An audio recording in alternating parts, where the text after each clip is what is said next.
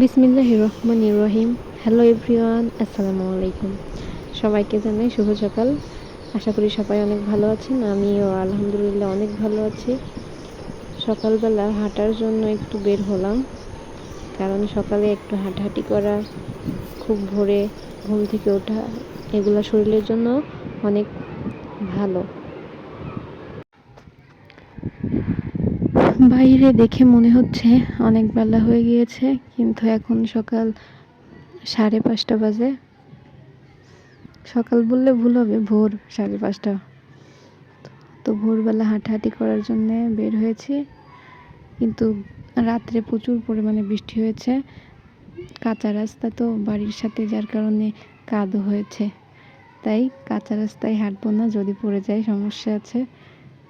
পাকা রাস্তায় হাঁটাহাঁটি করার জন্য পাকা রাস্তায় চলে যাব। এই যে সামনেই, বেশি দূরে নয়।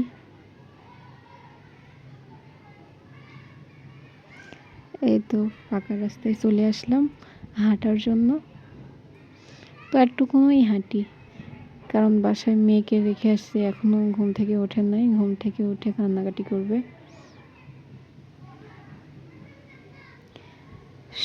ভোরবেলা কেউ থাকে না, একদম নিস্তব্ধ, কেউ বের হয় না, যার কারণে হাঁটাহাঁটি করার জন্য একটু সুবিধাই হয়, লোকজন থাকে না।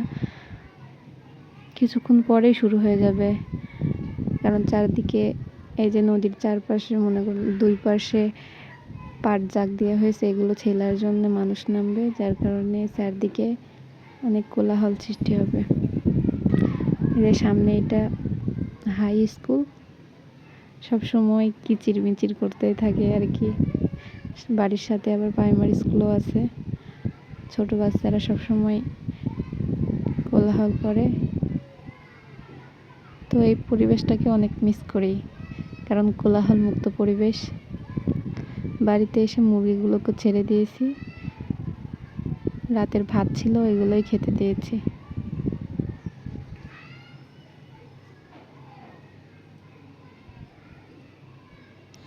দুইটা হাঁস আছে, তাদেরকেও খেতে দিলাম।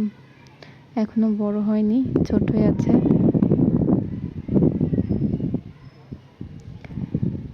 ছাগলগুলোকে কলার গাছের পাতা কেটে দিয়েছি, তারা সকালের মজা করে নাস্তা করতেছে। ভাত উঠিয়ে দিয়েছি, কারণ আমরা বাঙালি, আমাদের 3 বেলা ভাত না খেলে ভালো লাগে না। একদম গাছের টাটকা পুঁই শাক কেটে নিয়ে এসেছি রান্না করার জন্যে, একদম ফ্রেশ। মিষ্টি কুমড়া দিয়ে রান্না করব। কচি ডগাগুলো কেটে নিয়ে এসেছি রান্না করার জন্য। আর এই জায়গায় পটল আর আলু কেটে রেখেছি ডিম দিয়ে রান্না করার জন্য। আমাদের বাসায় কেউ পুঁইয়ের তরকারি খায় না, কারণ সবারই অ্যালার্জির সমস্যা আছে। তো শুধু আমিই খাবো।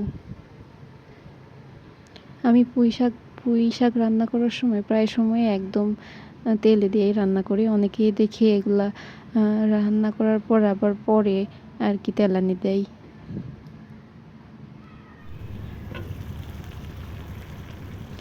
মাশাআল্লাহ, দেখতে অনেক সুন্দর লাগতেছে।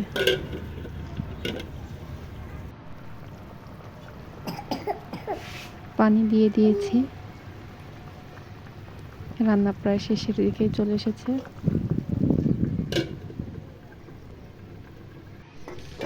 আমার রান্নাগুলো কেমন লাগে আপনারা অবশ্যই আমাকে জানাবেন। আমার ভিডিওটি যদি আপনাদের কাছে ভালো লেগে থাকে, তাহলে অবশ্যই লাইক, শেয়ার, কমেন্ট করে দেবেন। আর আমার চ্যানেলে যদি আপনি নতুন হয়ে থাকেন, তাহলে অবশ্যই সাবস্ক্রাইব করে দেবেন।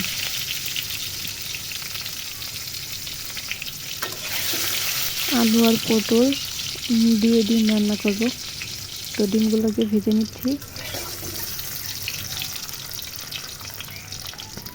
বেশি ভাজবো না, কারণ বেশি ভাজলে উপরের অংশটুকু রাবারের মতো হয়ে যায়।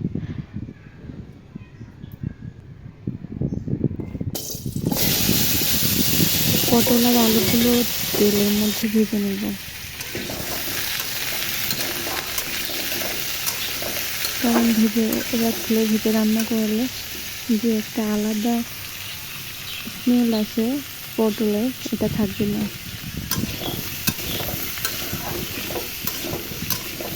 আমার রান্না যদি আপনাদেরকে ভালো লাগে তাহলে অবশ্যই কমেন্ট করবেন, আমি আপনাদের সাথে আরও সুন্দর সুন্দর রান্না শেয়ার করব।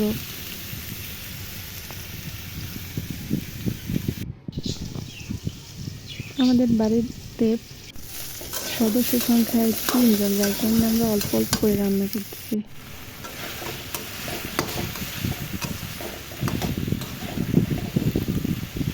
এই যে আমি আপনাদের সাথে রান্নার ভিডিও শেয়ার করছি, এটা যদি আমার ভাই দেখতো তাহলে, আমার 2টা ভাই আছে, ওই ভাইরা যদি দেখতো তাহলে বলতো তুমি রান্নাই পারো না, আবার তুমি রান্নার ভিডিও শেয়ার করো।